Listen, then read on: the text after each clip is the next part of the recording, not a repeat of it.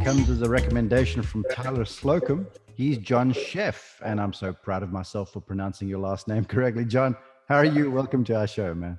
I'm doing great. You got it right. You're one of the few that got the last name correct, so I appreciate that. Well, with that in mind, for folks now who are listening and they're listening on their iPad or they're watching on YouTube and they want to just search you, spell your last name for folks so they can find the correct place to go, please. So it's S as in, I'll do it this way because my wife makes fun of me for this, but I'll do it this way because it works. It's S as in Sam, CHOEP as in Peter, F as in Frank, and it's pronounced just like CHEF, chef. All right. He's the chef of great golf instruction too, people. I've looked into what Jon does. As I said, comes highly recommended. And I'm looking forward to this, Jon. But before we get into something that I'm passionate about, I got to tell you, because in the back of my mind, even to this day, when I give golf lessons, I have this voice that goes to me, whatever you do not screw up talent. And let's make sure that the inner athlete over here is retained. Because I firmly believe that, well-meaning instructors can coach the athlete out of athletes. And so what you're going to talk about is very exciting to me. But before we go there, let's get to know you some for the folks around the world who might not be familiar with you. Tell us about who you are. Yeah, for sure. So I grew up small town in central Pennsylvania called Lewisburg, Pennsylvania, a great town to grow up in. Mom was a substitute teacher. Dad actually was a physics professor at Bucknell University. Okay. And no one in my family played golf at all. But there was a small private club right down the road, Bucknell Golf Club. And in the middle of the summertime, when I was a kid, there wasn't much on TV. There was, because we didn't have direct TV. We had five stations. And so there was NASCAR, which I didn't want to watch cars go in circles all day. There was baseball, and I wasn't a big baseball guy. And then, PBS, and a kid wasn't going to watch PBS in the summertime. And then there was golf, which was usually on NBC or CBS. And that was right when Tiger was winning everything. Yeah. So I grabbed a little wiffle bat from the garage and tennis ball and started making golf swings when I was about 10. I don't remember the exact age, but right about 10. And my parents were like, "What the heck are you doing?" I'm like, "I'm playing golf." So they went out and bought me a set of clubs. And one of my close friends brought me to the local golf course. And I think on the second hole, it was a par 3. I hit just a big, hit a 3-wood. It was probably 100 yards. I was just a 10-year-old kid.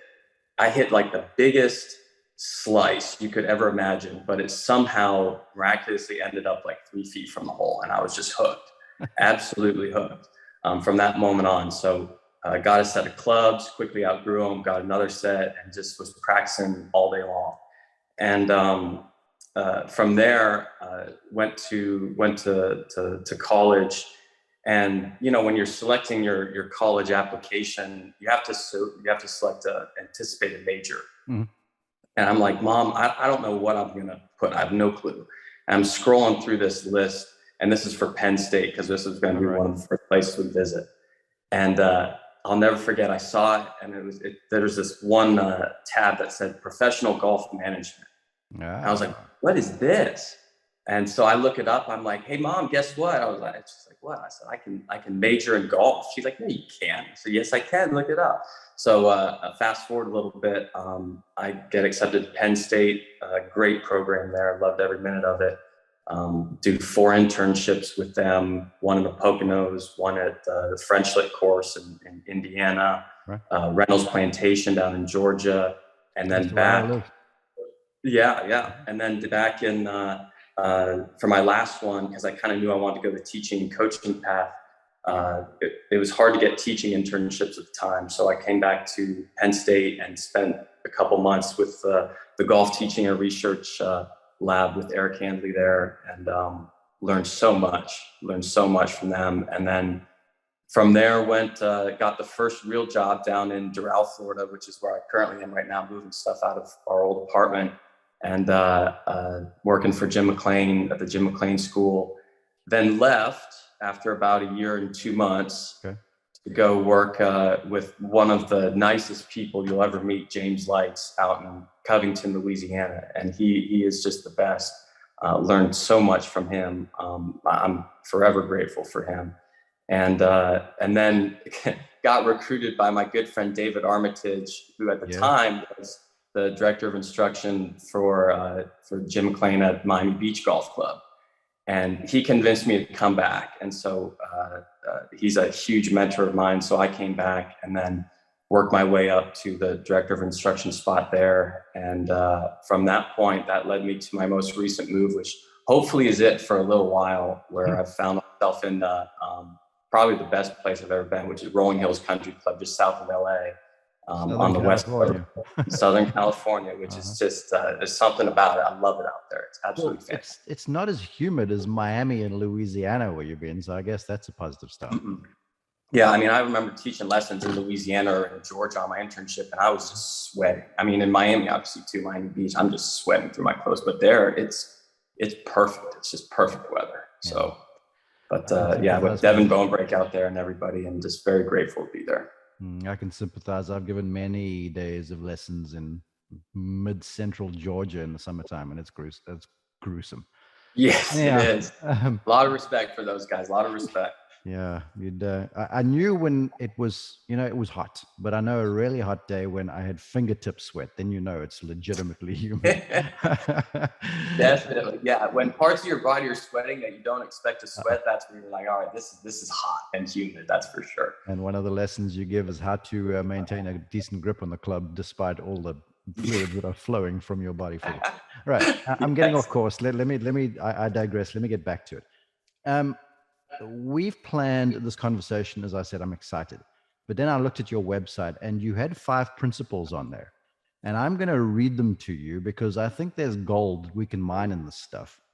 And there's a lot of stuff that people can learn too, because a lot of people, when they go for lessons or when they listen to a podcast like this or watch a vodcast or whatever the case might be, I've just been with a physio, and he was in Tucson, rented clubs, and his short game was diabolical. So he went on YouTube the night before and got some pitching lessons. And I was like, Lord Almighty, tell me what you heard. And thankfully, it was worthwhile stuff, because folks are just keen to grab anywhere. It's the old Holy Grail thing. Yes. But I think your principles have got so much merit to them. So I want to read each one to you and have you just embellish a little bit, because there's stuff to learn. So here we go. Number 1, trust a system and not a method. And when I saw this, that's when my eyes perked up, because when a golfer can start teacher, I should say, can start naming what they teach, then I get the hair on the back of my neck starts to stand up a little bit. Yeah. And it's funny, when I was younger, like in college, I'm like, oh, there's got to be one way that's factually correct to swing a golf club, and there just isn't. There's just so many ways to do it. But what there are is there's definitely places where you can be and where you can't be, or where it's easier to make a good golf swing from, or where it's next to impossible to come back from. But there's positions like even the grip and just where the club face position is. You've got Webb Simpson with a cupped left wrist at the top of his backswing with the open club face, and tour winner, major winner. And it's like, well, that he makes that work. But there's definitely realms, and I think they're getting kind of tighter and tighter, of where if you put yourself in those kind of positions, in this example, like keeping a club face more on the square side, your body will react a little bit better, as opposed to if that club face gets a little bit more on the open side. But not saying it can't be done, but just not teaching people the exact same thing that like a method teacher would, giving them some room for their personal preference, but also how they move too. Because everybody moves differently. Like, obviously you teach quite a bit. Like, we're teaching people that have been in accidents. I taught a guy for the longest time who was in a severe car accident and pretty much broke like every single bone in the entire left side of his body. Jeez. So he doesn't move the same as you or me. And he needed to have a swing where he couldn't really move his weight around as much, because his lateral motion capabilities just wasn't there because of everything with the accident. So it needs to be catered to the person, for sure. I'm so glad you said that, and you stimulate my mind a bit, and it reminds me of a client I had many moons ago, where he had an arthritic condition in his neck where he couldn't rotate his head from side to side. So when he turned back, there was no separation to keep his eyes trained around the golf ball somewhere. So when he rotated back, his head went back with his shoulders. And when he rotated to the ball, he'd sight the ball. And then when he rotated through, he'd go with his body. And he had various instructors. And he came to me and he goes, people can't help me because I can't keep my head, fixed on the stationary object.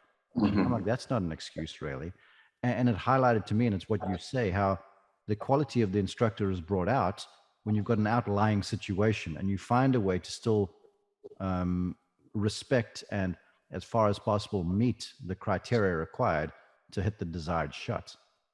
Yeah, definitely. You got it. And I think the guys that are doing fitness assessments before lessons, I think that's great.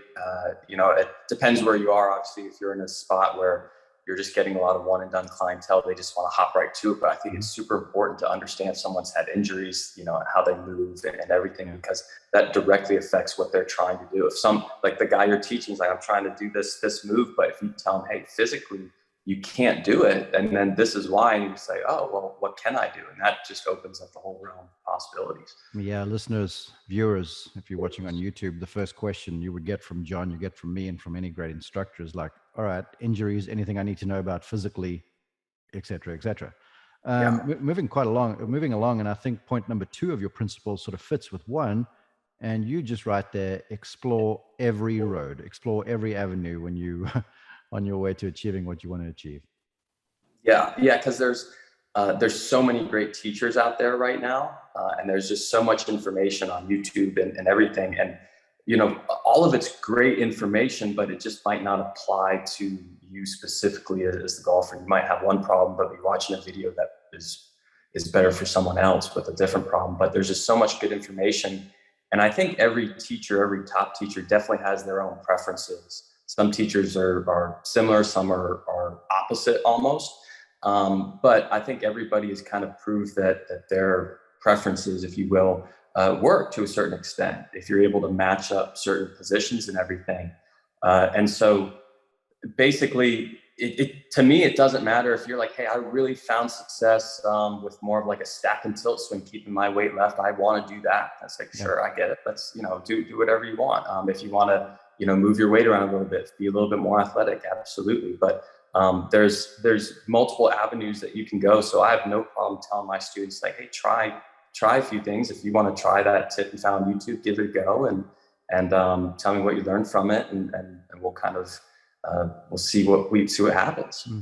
And also on your website there, you list that you're sort of flexible with technique, if you will.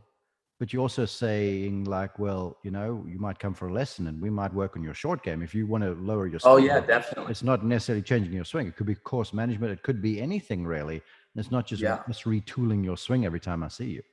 Yeah, and I'm sure most of the lessons you get are swing stuff. I want to change my swing, but when you start seeing the same people over and over, which I'm really happy that I'm doing now, being at a private club, being at Rolling Hills, is you're able to, after a lesson or two, if someone comes to you and says, hey, I really want to knock out my full swing, and you start to get that trending in the right direction, and then you ask them, hey, what are you scoring? What are you scoring? Like, well, my scores are the same, but my full swing's better. And I'm like, well, maybe we should put some emphasis on maybe we should hit the putting green. You know what I mean? How many putts did you have? Because the greens are diabolical there. And I'm just amazed I don't get more people for putting lessons, but we have been. And it's just people want to put their emphasis on the full swing, but a lot of times I'll just nudge people to where I know that they should be spending the time. It makes my eyes want to spout blood, Jon, and I'm an announcer on the PGA Tour, and we have strokes gain metrics, and Mark Brody, who's been on the show, has done great work, helping elite golfers to find separation values, if you will. And yes, if you have to drive the thing long and straight, you're going to have the leg up, but that's never turned into a low score ever. And I am battling tooth and nail versus folks to say, well, I must drive it better to shoot lower. I'm like, it's going to put you on the front foot, but that's never made a 3 ever. Yeah. I always like using the, I remember listening to a podcast a long time ago. It was Sean Foley. And he's talking about when he was playing in pro-ams and with just these regular golfers, and just having consistency.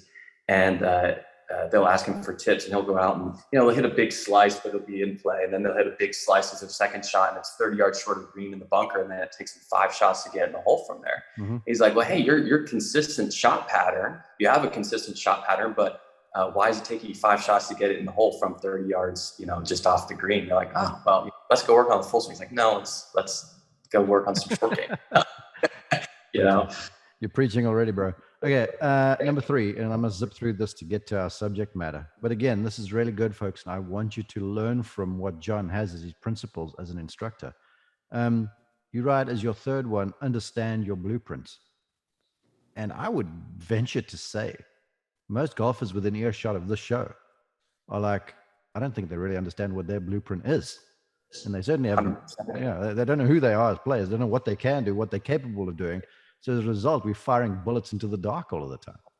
Yeah, exactly. And it's like, once I see somebody, if they want to work with me on a regular basis, I'm getting this whole plan together of okay, hey, I think this is the route that we would need to go with you. Always making notes and updating stuff. But once that blueprint is set, it's like, this is what we're sticking to. It's not like you're going to come back a week later and all of a sudden I'm going to say, hey, we're going to change your whole swing to start doing this. Like, no, this is what we need to do. And for that person, for that student, they really need to understand that because there's a lot of content out there, like you're saying. And if we're teaching someone that loves to explore, which is great, they might be viewing something and say, hey, I'm going to go try this tomorrow. But it might be like the exact opposite of what I'm trying to get them to do. And it might not help them. So, you really need to understand your plan and your path towards improvement. And then also understand, once you're playing well, like what kind of player you are. If you're a bomber, if you get up and down from everywhere, if you're just never out of it, you're always making putts, what kind of player you are. So I think that's super important. Yeah. Never take another man's medicine, and also realize that not everything has to be changed. That's something in my 51 years, 26, I think, of those been in teaching, maybe more. I've learned, and I know you learned that from Jim McLean, certainly. 4, stay disciplined. This seems like it's trite and it's sort of mundane advice, but back to your previous point, everything there's the newest new around the corner. I make one more scroll and I see some tip. I'm like, oh, this is the sexiest stuff I've ever seen, and we are not disciplined to staying our path. Yes, yeah, exactly. It's so easy to get off track, and this, it just ties in with kind of understanding your blueprint, kind of like my last principle. Which we'll kind of go into, but you've just got to stay the course. And the main reason I kind of labeled it the way I did is just because I'll get messages from people every once in a while and just say, Jon, I just had a practice session, things aren't going that good. And at that point in time, based on that one practice session, they're thinking about changing everything. And what they really need to be doing is going back to what they're trying to work on, understanding if they're actually doing it, because chances are they're probably not, or they're just hitting balls aimlessly on the range, or just get through that tough stretch. Sometimes there's just a couple rounds where it's tough, but then I always tell people it's like a stock market. As long as it's trending upwards, and there's a few little dips in there, but as long as it's overall trending upwards, that's what we're after. Mm-hmm. Got to really stay tough and get through the James Lice would always say it's like the light at the end of the tunnel. The tunnel is curved, right? So he would always tell people, it's not just a straight tunnel. You're going in, then you got to make like a 90-degree left turn, and then straight, and then a 90-degree right turn, and then you can see the light. But for a little bit there, you can't see the light at the end of the tunnel, and that's when most people get scared and turn back and I'm just going to do what I was doing before. Yeah, I got some great advice. I wish I knew who it was from, so I could give credit where it was due. But the advice basically went, your swing will never be consistent, but your attitude to your swing needs to remain consistent, or your approach to your swing needs to remain consistent. I love that. What you're saying there. I love that. Absolutely. All right, last one. Stay disciplined. 4, number 5 of your 5 principles. Just go all in. Absolutely. Give it everything you got. Right. So just, understand what you're trying to do. Understand what should happen if you're doing it correctly with the ball flight and the contact, and then just do as much of it as you can and do it wherever you can. I don't care if you're People are like, well, when can I practice? You don't have to be on the range to practice this. You can be, heck, I was in the grocery store the other day doing like little transition rehearsals with a loaf. Are you that guy? Loaf bread. That's me. That's me. Every little bit I can get, I'm trying to do it. So, and I'm not trying to tell everybody to do that, but I see all these videos on Instagram of guys that have made, like, put a towel over a chair and just hitting a wiffle ball into it off of a rug. I love it. I absolutely love it. Just go all in as much as you want to do, and you'll get better real fast. Right. Now, golfers will definitely get better really fast if they remain true to themselves, kind of like you say, understand your blueprint. And every single one of us, maybe we have varying doses from the Lord Almighty of athleticism and skill and hand-eye coordination and such, but we all have a modicum of athlete within. And you wanted to talk about sort of retaining that, if you will, making golf an athletic move. And for me, it really settled because just here recently, I put something out on social media where I talked about Hogan and his analogy where he compared the golf swing to skipping stones across water. And it was such a simple image, but if you really dive into that and you don't just kind of gloss over the thing, it can set you up to move your club, swing your club through positions that are highly appropriate. So why don't you kick it off just with an observation and then we'll go from there. Definitely. I mean, most people are visual, but when you give them a visual learner, but golf is such a sport where it's just it's like a weird task you're trying to accomplish when you're trying to hit this small little white ball with this long club with loft on it that's always changing, trying to hit certain distances and everything. So once you try and add that into it, people's natural athletic motion sometimes just disintegrates. But I think taking the club away and giving them something else, like, I've been using a medicine ball a lot recently. Share that, because you texted me. I love that. Yeah, absolutely. Like I've had so many, and I'll get up to demonstrate, but I've had so many people that are just not pivoting correctly, rotating their body correctly, whether it be, let me see if you can see me here, but, going into like a reverse pivot this way, where their back hip just isn't turning, their trail hip isn't turning, it's more bumping.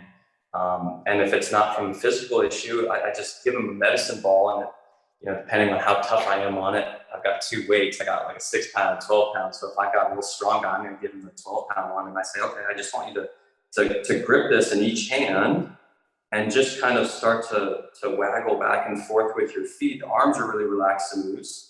And then on the third or fourth little waggle, I want you to kind of swing it forward and then swing it back towards me. I'm standing kind of back behind them. And right, then so you're down their line essentially, and they toss it to you. Yeah, I'm right down the line. And I'll set up the video camera from face on. And I'm like, let me show you something. And I film them doing that. And what you see most of the time, what you see is when they do this, they have enough momentum because there's more weight to it, that their body actually starts to shift into their right side first because they're counteracting this weight that they're holding in their hands. They shift first, and then their whole body just gets pulled into a rotation as they toss it to me. And when I pause it like waist high or chest high, their pivot, they look at it, they're like, wow, that looks perfect. I'm like, it absolutely does. And I say, what were you thinking about? They're like, I wasn't thinking about anything. You know what I like about the weighted ball there too, and folks who were listening on audio, you can check it out on YouTube. It's essentially John holding the weighted ball in the palms of his hands on both sides of the ball, and you just started moving. And because the ball's heavy, two things occur. You speak about the body propelling the momentum, if you will, then you're almost responding to the weight of the ball. And also, because the ball's heavy, it looks to me that the golfer would stay in their forward spine tilt a little bit better starting away. And then one of those golfers that sort of pop away from the thing early in the backswing. Yes. Yeah, exactly. And, unless you've got someone with some like trail hip stuff, which I've had, and what happens is they get the ball, they're, and by the way, too, when I tell people to start moving everything from the ground up, most people, they're just so tight in their hands and arms that they won't move anything with their feet. They're just going to move arms and upper body. That's not what I want. I'm just kind of swinging everything side to side. But if someone really has some physical problems, not being able to load into the hip, they'll throw that ball almost like right over their head this way. And then you show them that, and they're like, oh, and I say, hey, let's try and work on this. And then the next year you're able to get better and feel that and stretch that out a little bit. Let's build on that a little bit because I like it.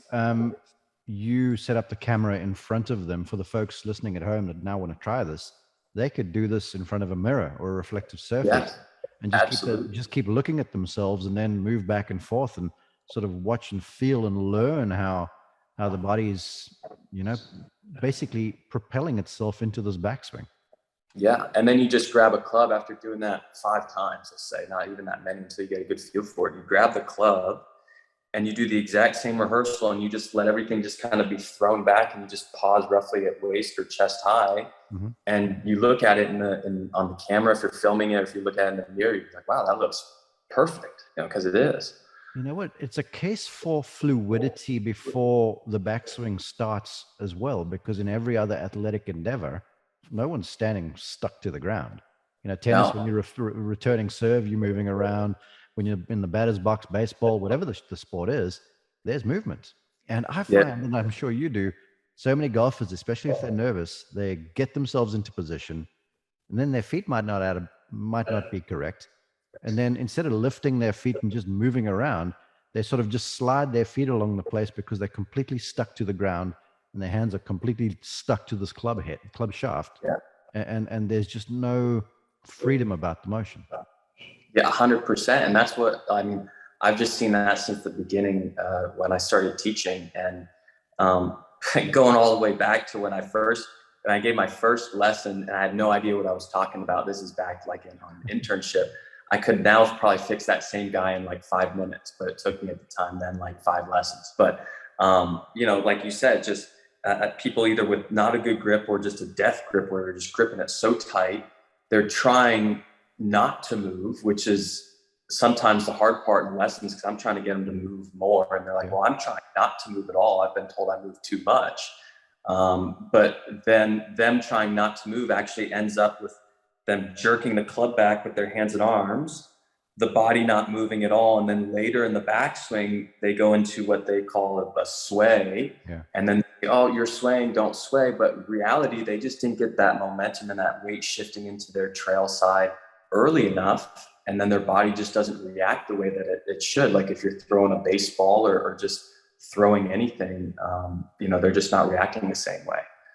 Yeah, along these lines, you summarized the airplane drill as well. I think I know what you're talking about, but I want you to describe it, and if you want, demonstrate it to the folks too. Yeah, let me tilt this up a little bit so that people can see what you're looking at. But this one I think is great for set, because I mean, setup is everything. Obviously, you got to have a good grip and everything to start. But what I've noticed with a lot of people is they're getting their left arm stuck off to the side of their left pec, or I should say their lead side, in case for the lefties out there. But and what happens then with that, if I'm going down the line here, is they're stuck off this side, and their hands and arms have nowhere to swing back to, and so they actually just swing out like this. And they have a lot of forward rotation, face open.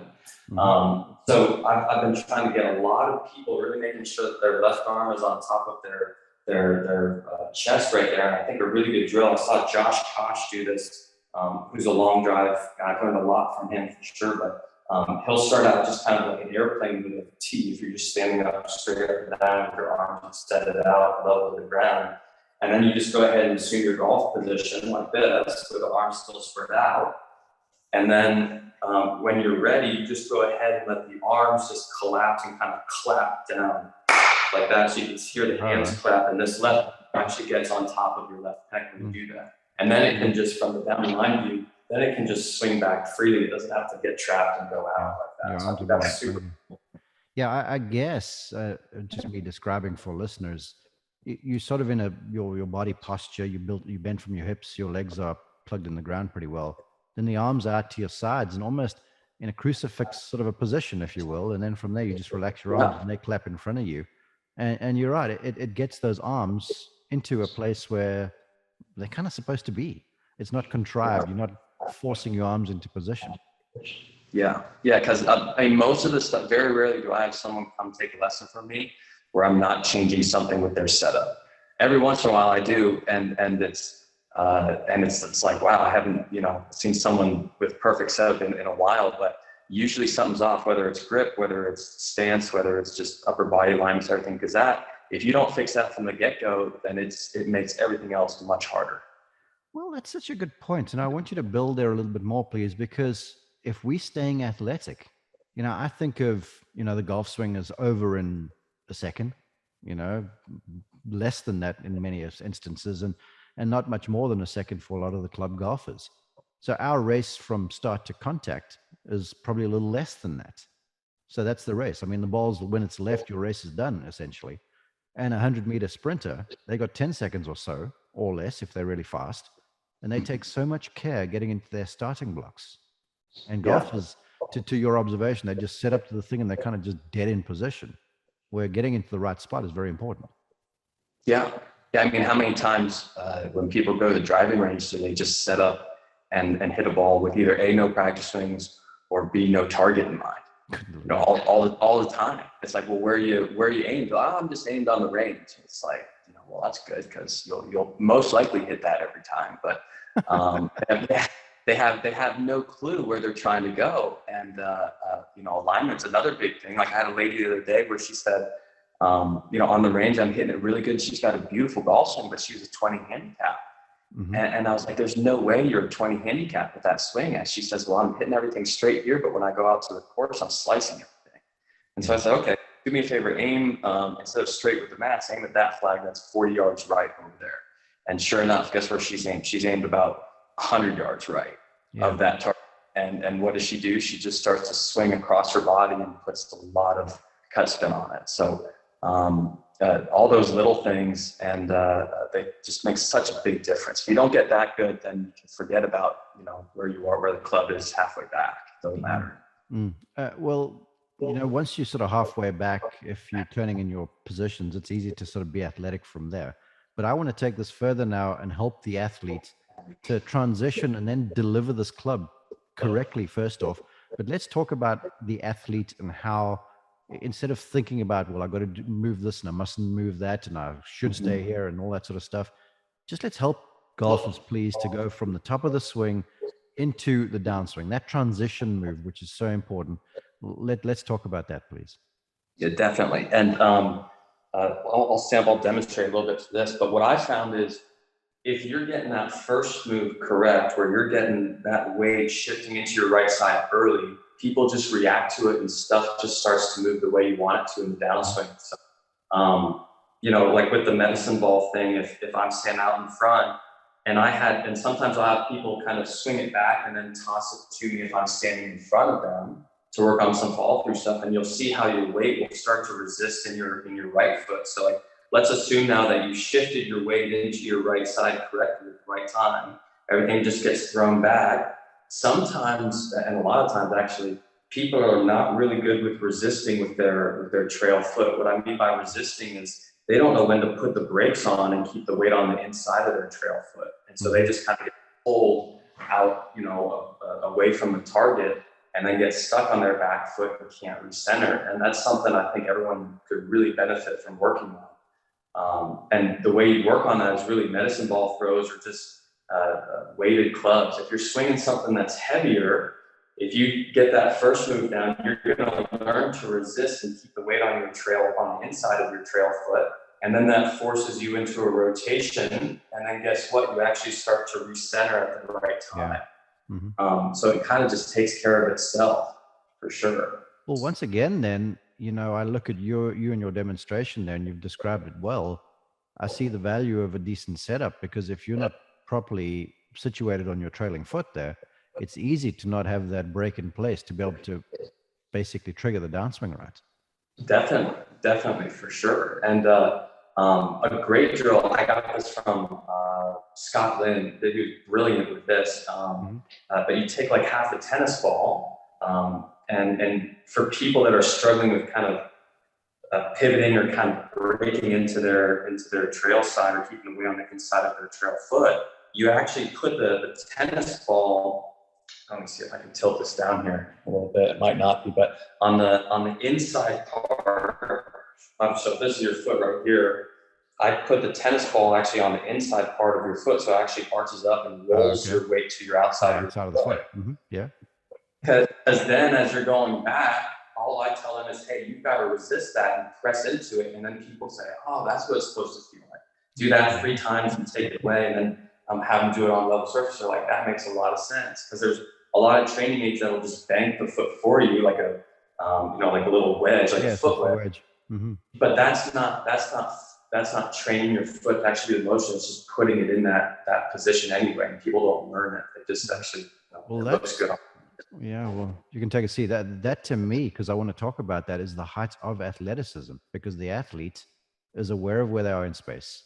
And sort of unbeknownst to them, I think they're aware of correct muscle activation. And that foot wedge you talk about, I've used that tons of times. But you're right, it sort of just blocks you, and it doesn't make you use the musculature to keep yourself operating in the proper area. Where the one you describe, where you're on that tennis ball on the inside of your foot, you're going to have to use your muscles, and that's the ultimate in athleticism. Yeah, a lot of resist. And I'll do another one too, where I have like an elastic band that you just get on Amazon. And, I didn't take this from, I don't know who I got this from specifically, but, if someone's same issue, if they're getting pulled this way, if they're not able to resist with their trail side, I'll put this band actually around their waist. If they're hitting the ball that way, I'll put it around their waist. I'll be standing back behind them, or I'm sorry, down the line, and I'll actually be pulling them into their right foot. And so they have to, if they go with that band, they're going to fall over away from the target.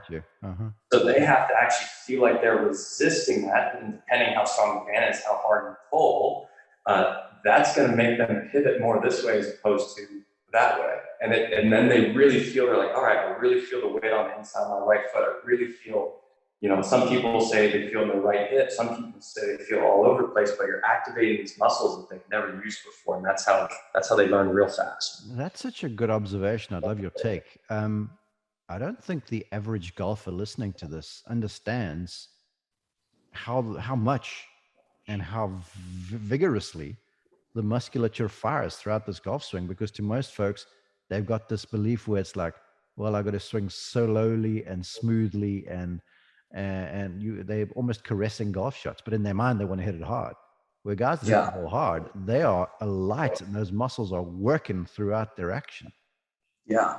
And when I have people make some swings, like I'll have people make like slow swings where I'll say, hey, let's swing this 60%, but we're feeling those positions what we just worked on. And so they're just winding it like a rubber band. Yeah. And then all of a sudden they just hit it. And I was like, did that feel like 100% effort? And they're like, no, not at all. I was like, well, your speed just went up 5 miles an hour. I'm like, are you kidding? Because you're loading everything the right way. It's easy to them. Like speed cake. Lovely. All right. We transitioned properly there. The lower body, you were in position going back, so you could transfer well. Let's be athletic and let's shape shots for the slicing golfer over here. Talk like just make this a simple, easy to understand thing so that they can square up that club face without having to think about connecting X and Y and Z and not forgetting O in the entire equation, please. Oh, for sure. Yeah. So first of all, you got to make sure your grip is good, obviously. So if someone's slicing it too much, let's make sure it's a little bit more in the fingers, not the palms. You can see at least 2 knuckles on your lead hand. The left hand's turn a little bit more on top, or lead hand's turn a little bit more on top. And plain and simple, you've just got to understand when you're hitting that golf ball, if you're slicing it too much, that club face is pointed to the right of your intended target. And the path of the club, so I'll bring the club up and I'll just say, the path of this club is moving well left of your intended target as well. And then that clicks, especially for people that play tennis. Yeah.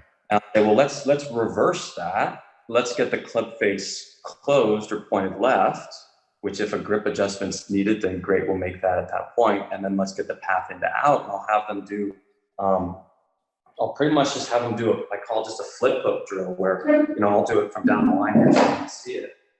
So making sure their setup is good, assuming all that's good.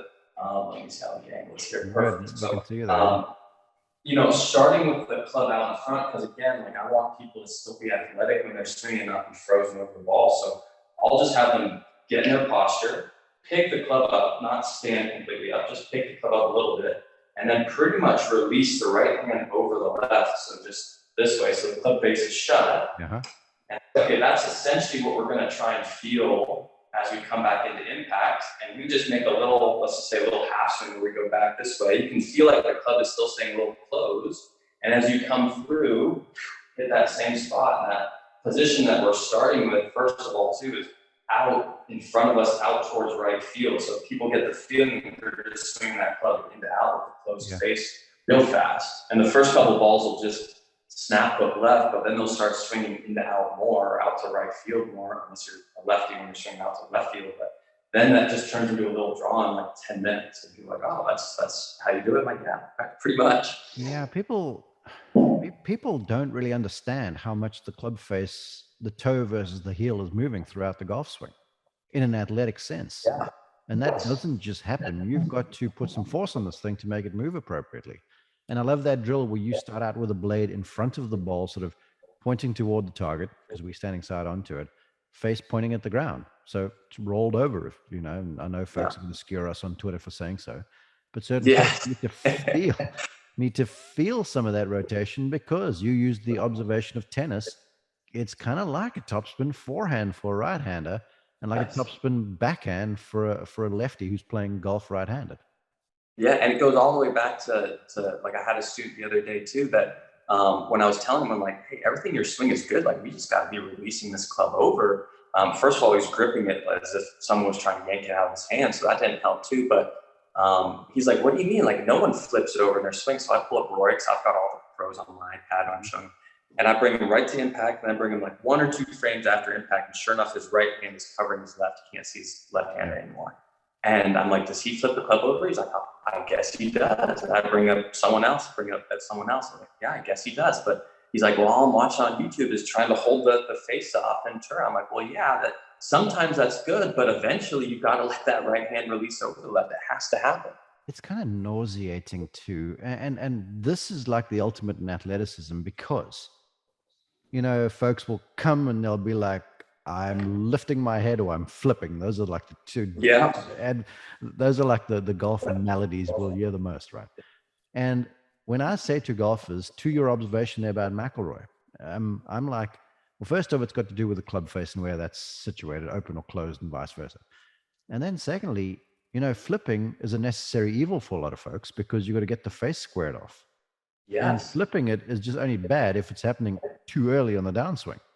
You know, if you're leading the handle in there like McIlroy, heck, you better be in the process of shutting that club face pretty fast if you don't want that thing to go off to right field, right-hander.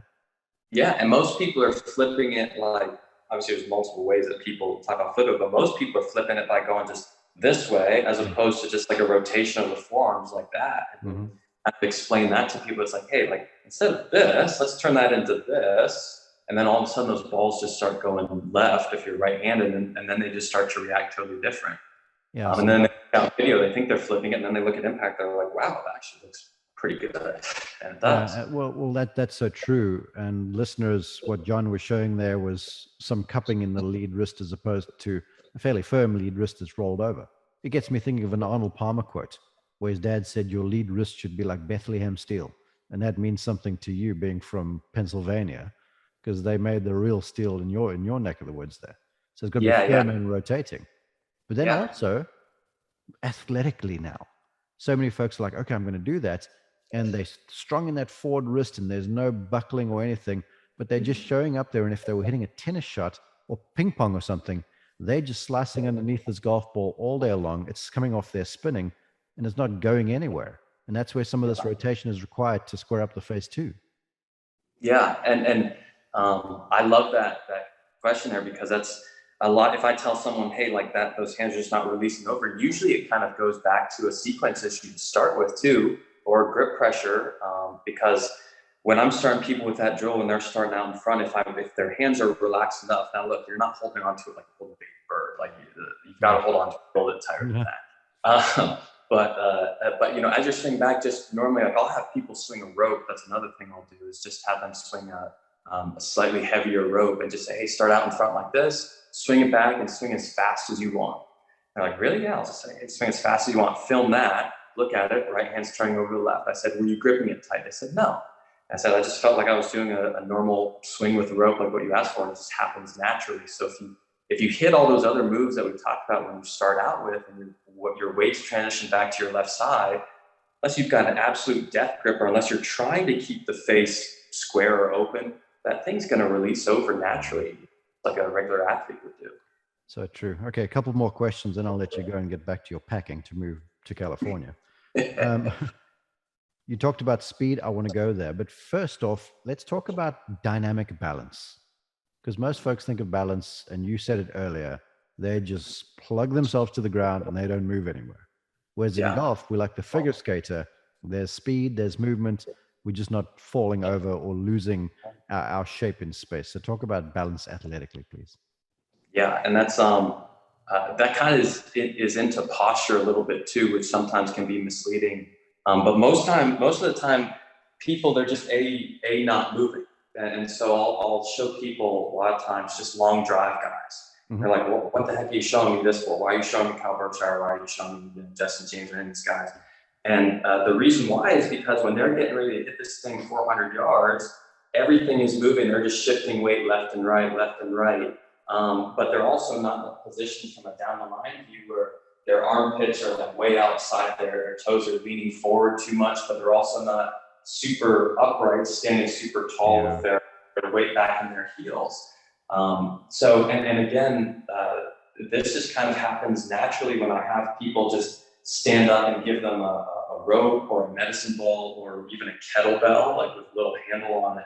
And just kind of have people hang out in front just like this. And if someone's too much on their toes, they're going to fall forward. If they're too much on their heels, like they might fall back. But they just kind of find a good natural setup there. And then as they start to just kind of pressure the ground and shift their weight, everything just falls into place, so they're not frozen. I had so many people that just start frozen and recover from it. It's just so hard. I like that kettlebell exercise. We've had Justin James on the show, and that's all he works out with is kettlebells. And the boy can blister. I mean, he can blister the thing with a pretty good golf swing too. Yeah. A lot of those guys have really, I mean, where are we seeing now with like, is Kyle Berkshire trying to go pro? I think I saw him, he's maybe playing at a pro event. So it's like, these guys have big golf swings too. But. Yeah, they really do. Okay, last one. Everyone wants it, including yours truly, a little bit more Clubhead Speed. So let's manage expectations, and then let's talk about being athletic as we go about speed, because, I've seen many golfers just swing themselves off their feet in an effort to up their Clubhead speed, and they're going fast, but the ball's not going fast. So put a bow on this entire athletic conversation for us with that, please. Yeah, it starts, it's in that first move. If I tell someone, hey, well, let's just say they're making, and you've probably seen this before too, if someone's swinging their driver and they're swinging, let's just say 100 miles an hour, and they're like, I really want to swing it fast. You're like, all right, swing as fast as you can here. And it looks like they put just 200% effort into it and it goes to 101. What goes slower? Where it goes slower. I've seen that happen so much too. And they're like, what the heck's up with that? And where are they trying to swing from? It's like, well, they probably tighten up their hands a lot and they're probably just muscling it down. And that goes for the real beefy guys that are just lifting arms when they go to the gym. They're like, this way, and it goes slower. It's like, it's not coming from that. It's coming from a sequence. So if you don't get the first move right, if you're not shifting weight into your right side, and if you want to get faster, then do that move more aggressively, create more momentum. Then you're not going to transition back into your left side the same way. So usually when that happens, like when I'm doing that drill out in front, where I'm just having to whip that club back, if I say, hey, let's create a little bit more whoosh actually in the backswing, this is an interesting one.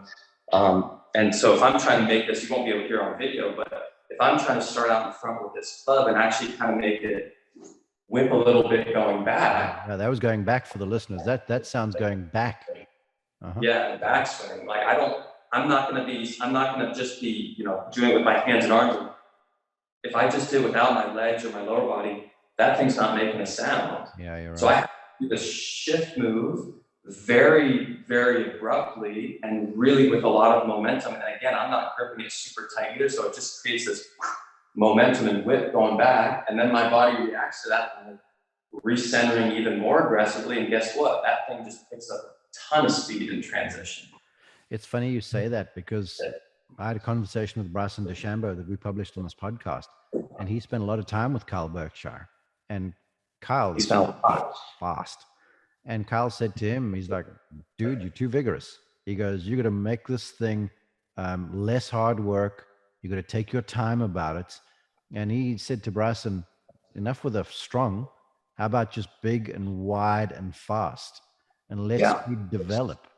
And I know it sounds sort of ethereal and stuff, but it's true. If you look at Bryson now versus Bryson maybe a year ago, the backswing is bigger, it's wider. His body is moving more in the backswing, to your observation.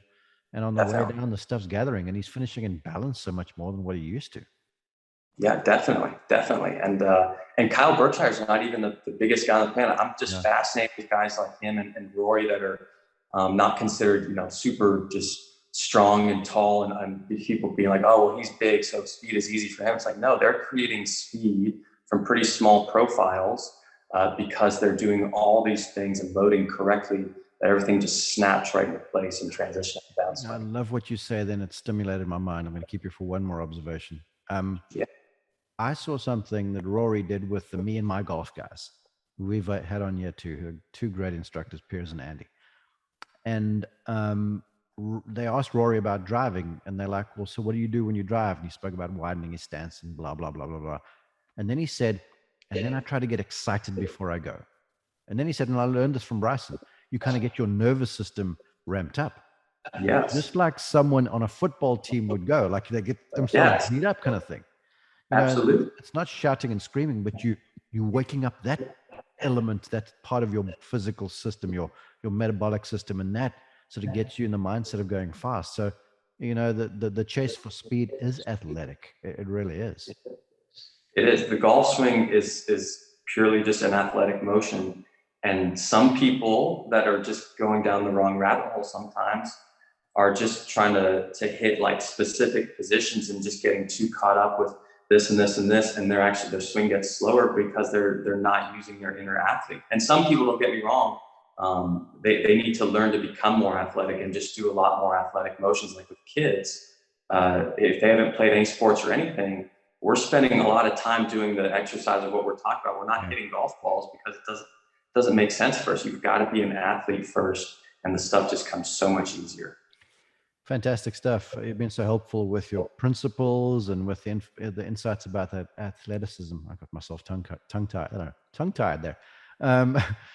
Before I let you go, please share for the folks the website, the social media stuff, where they can find you, please. Yeah, absolutely. So I teach out at Rolling Hills Country Club just south of LA. RollingHillsCC.com there. You can look at my website, JonSchoepfGolf.com.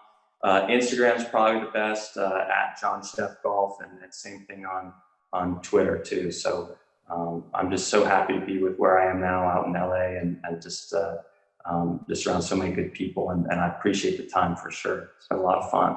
It's our pleasure. And a reminder, folks, Chef is SCHOEPF. Got it. 100%. A+. A+. Jon, keep up the great work. Safe travels back to California, man. Thank you, my friend. Appreciate it. Thank you.